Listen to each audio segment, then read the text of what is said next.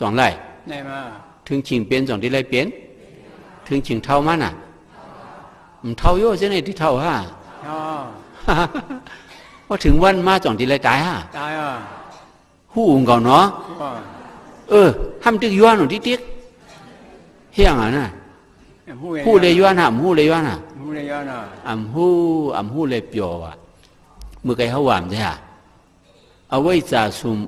หอมหามมมเมียดปิ้งตะริงติบหอยกวนเอาไว้จ่าเนี่ยมันสุ่มไว้มันติบปีกแหวกตั้งหยาเนี่ยมันออกฮิตเหมือนเจียงกวนหอยตันติ๊กในหวังว่านะย้อนเบิ่มหูเลยเปียวกว่าปอพุงโค้งทุ่งเลยก็ยินสว่างเจอมวน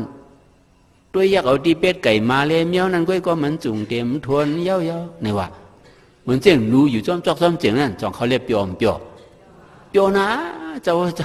กว่าย้อนเรียกเขาด้วยจองเขาได้พร้อมมาพร้อมเนาะไก่น่ะจองเรียบเปียวผ้าบางเมืองเลี้ยงมาประชับประขายจอกดูเหลียหากินเขาเปียวหนาเปียวให้ก้นเฮาจองเรียบเปียวถ้ามีผับเปิดเล่าเขาไอ้กูเป็นมาเอาในจ่องเขามีจังนั้นมีไก่ในนะก้นเขาในมีบ่มีก้นเปิดเฮิร์นเปิดฮอตเล่าอ่ะนี่ก็มีผับเปิดเฮิร์นนี่ก็บอกเฮียวเนี่ยจ่องกว่าเนี่ยเขาก็มากว่า